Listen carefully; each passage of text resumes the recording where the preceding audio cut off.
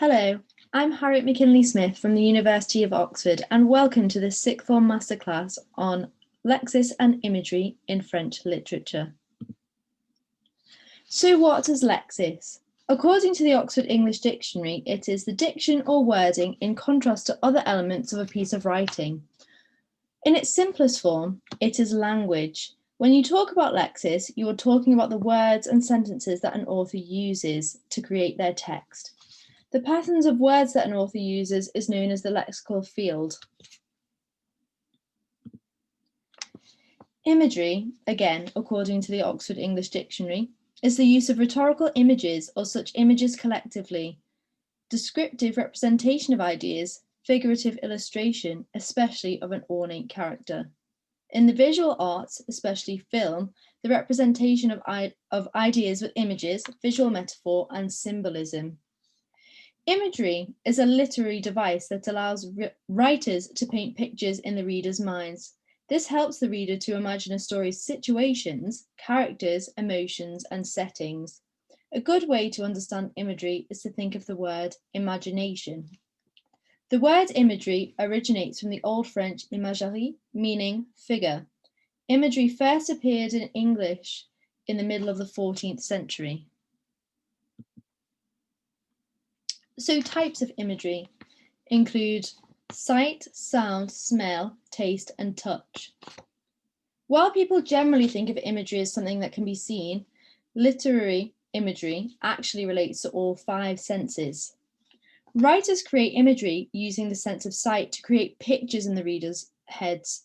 For example, the sun shone like a burning fire. Writers talk about colour and size to help readers to visualize scenes. Writers often evoke a sense of sound to create imagery. It often involves the use of onomatopoeia, for example, when words mimic the sound that they represent. The sense of smell is also crucial to understanding and creating imagery. For example, she smelt like the sea, salty and fresh. Smell can be linked to memory, so writers may use the sense of smell to recreate a certain sense of mood or feeling for readers. Taste can also help to create imagery. For example, the warm hot chocolate was sweet and creamy. These images can be literal or evoke an emotion. For example, the metallic taste of fear is a common one used, or a situation's mood.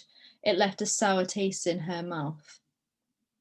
Touch is another form of imagery. For example, the cold bit his fingertips. This type of imagery often involves textures and physical traits. For example, rough, smooth, itchy, sharp, temperature, warm, freezing, and movement.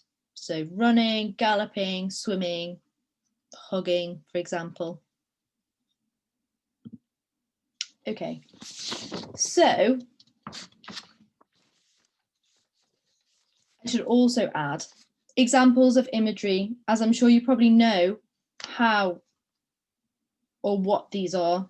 For example, adjectives, metaphors, similes, personification, powerful verbs, linguistic patterns. I'm not going to explain these to you, but these are some things that you should look out for when you're reading.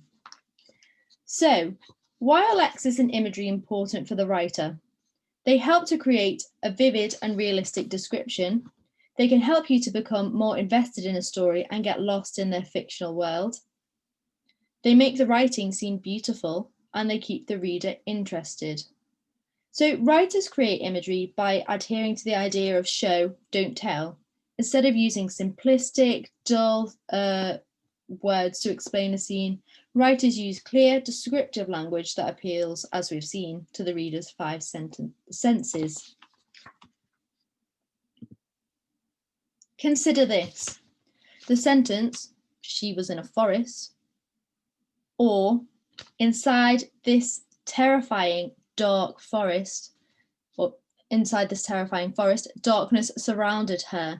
She could hear the faint sound of a lone bird tweeting occasionally, like the dripping sound of her bathroom tap. Besides this, she was alone amongst the trees.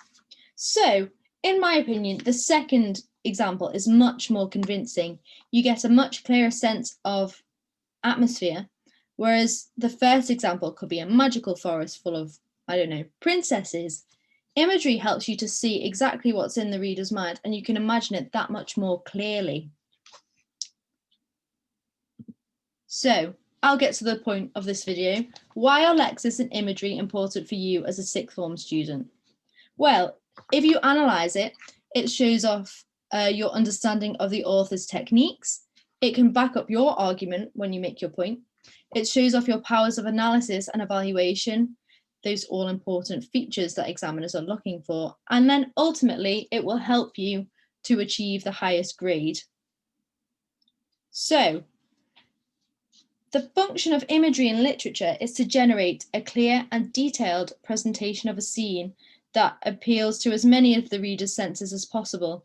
It aids the reader's imagination to envision the characters and scenes in a literary piece clearly. So ultimately, if you can identify imagery, it can only help the quality of your analysis, as it demonstrates to your teacher or examiner that you are able to understand the literary techniques within the text that you are analysing.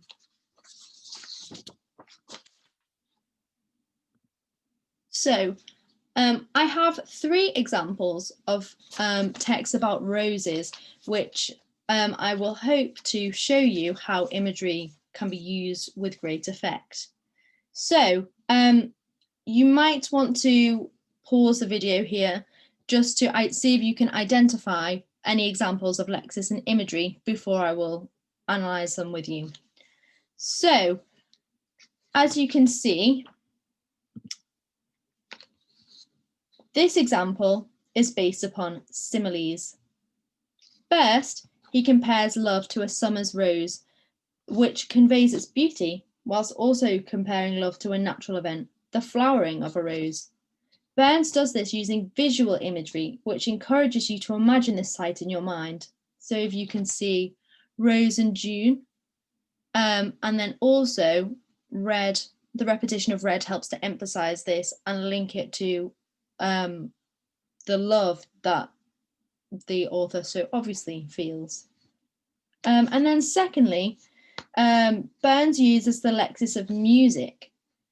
He compares love to a melody, which again reflects its beauty and appeals to our sense of hearing. So melody and played in tune help to emphasize this. So again, you can pause to identify yourself. We will look at Pierre de Ronsard's Ode à Cassandre. So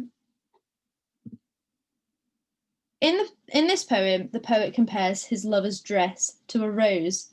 La rose, matin, soleil, vespre are examples of this. Here he uses the imagery of nature to reflect upon the natural and beautiful force of love. It helps us to imagine the grace and perfection of the woman in the same way as you might imagine a rose. So in addition to this, comparing the colour of the rose to the woman's dress encourages further comparison in our minds. So pourpre and pourpre and teint are examples of this that you could use, say you were writing a paragraph or something about this. Okay, again, feel free to pause. So next we shall have a look at the classic French song La Vie en Rose by the singer Edith Piaf. If you haven't already heard this song, I recommend that you listen to it, as it really is beautiful. So on the next slide. So we have the lexis of the body, des yeux, the eyes, sa bouche, his mouth, ses bras, his arms. This helps us to understand the extent of her love and obsession for the man, as she notices absolutely everything. It also helps to humanize love as it is not just an intangible force of nature, but it's right here in the form of the man. So in addition to this, she talks about the sense of sight and the effects of speech, which reinforce our understanding of her love for him and encourage us to consider the power of love itself. So parle and voix.